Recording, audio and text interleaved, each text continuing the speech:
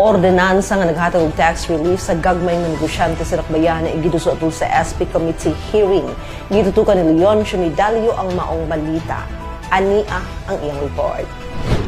Sa gipagayon nga committee hearing sa mga miyembro sa sangguniang panglungsod sa siyudad sa Ozamis ubos sa suporta sa mayor sa Dakbayan Atty. Henry Inde Waminal Jr. adlaw Miyerkules Enero 8 tuig 2025 nga nagtuki sa proposed ordinance nga naghatag og business tax relief sa mga tagiya sa sari-sari stores o karinderya eatery owners sa Dakbayan. Ang maong kalihukan gitambungan sa importante mga partisipante apil na nini ang nagkalain-laing mga kapitanis sa barangay sa Ozamis, pro-business entrepreneurs, sari-sari stores o karinderya, eateries owners, Filipino-Chinese Chamber President John Kerwin C., Ozamis Chamber of Commerce and Industry, Ma'am Ilvitan, Office of the City Treasurer headed by Julie P. Napigkit, Integrated Business Permits and Licensing System headed by Rotisa Grace Uwano o Ozamis City Legal Office. Ang punto sa ordinansa mao nga ang dili mula pa sa 300,000 nga gross sales matagtuig ug ang ilang total capitalization dili mula pa sa 20,000 pesos. Gipasabot kini nga bisan pa man dili pa kaayo dagko ang kita apan kung ang ilang kapital dako mamahimong maka-employ og trabahante og sementado ang establishmento kini wa nag-exempt tungod kay nagpakita kini og katakos nga magtukod og negosyo. Diin dugang pasabot ni Konsyal Roland Dingke Suizo Jr. Imagine na to kung 821 atong kita karong adlaw, exempted ta or dili. Kung 821 above ang atong kita kada adlaw, kana lang close or gingon ni majority floor leader nga kana pinaka-close or pinaka-honest nato nga pag-declare sa atoa. 821 ba atong kita karong adlaw, taas or mubo? So ang amo ang gustong i-qualify is katong 821 below ang kita kada adlaw.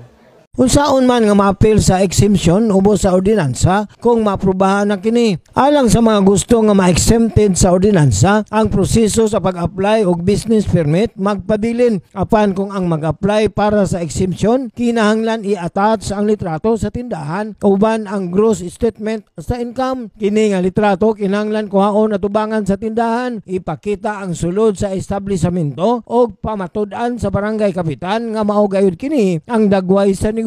Tag-iya sa establishmento o residente sa mong lugar, diin naglakip usab ang pirma sa kapitan niini. Bisan pa man nga required ang pagkuha og business permit og pagbayad sa regulatory fee, dako kini nga makapagaan ngadto sa mga gagmay Ozamisnong negosyante tungod kay zero business tax na kini. Giskutan usab ang kalabot sa mga guidelines niini. Lakip ang Section 5B diin pag-clarify alang sa tax relief matod pa sa ordinansa. Kinahanglan nga ang mga sari-sari store o karinderya eatery owners walay laing linya sa negosyo o giapil usab sa pagtugot ang exemption kabahin sa mga gipangtaod nga piso wifi o piso tubig. Section 5C diin mao safeguard sa ordinansa nagkanayon nga ang tax relief ihatag lamang sa mga sari-sari store o karinderya eatery owners nga dili sakop sa usa ka existing franchise. Dugang pa ang negosyo kinahanglan family-owned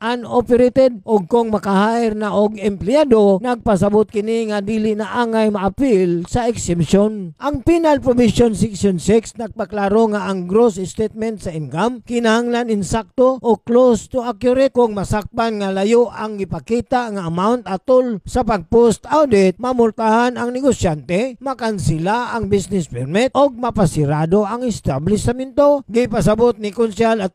Marcelian Marstapayan nga kini usa ka panalipod alang sa mga negosyanteng nakauna-una og dautan apan matod pa niya sigurado siya nga ang mga negosyante sa Dakbayan dako og suporta ngadto sa local government unit kon LGU Ozamis.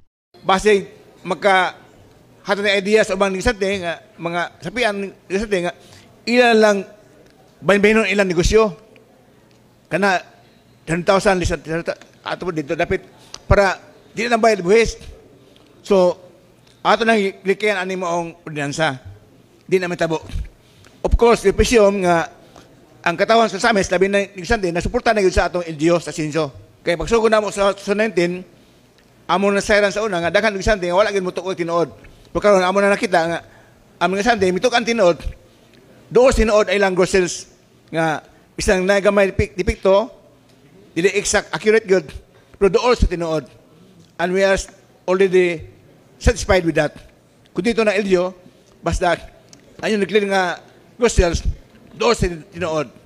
Ang ginuso nga ordinansa nagtuyo sa pagtabang sa mga gagmay negosyante sama sa sari-sari store o karinderya eatery owners pinaagi sa paghatag og zero business tax apan gipahinuman nga kinahanglan sundon ang mga guidelines og tinuod nga datos ang ipresentar sa gross income og hangyo nga kini dili abusaran kay usa kini ka pribilehiyo ngadto sa tinuod nga nang inahanglan sa padayon nga pagserbisyo og suporta alang sa tanan. Ang team Asinso Osamis Administration ubos sa liderato ni Mayor Attorney Henry Waminal Jr. nagpadayon sa mga proyekto o inisyatibo nga nagtan-aw sa kaayuhan sa mga Osamis noon alang sa pagkabot sa gitinguha nga pag-asinso. Alang sa Osamis Today, ako si Leoncio Medallo.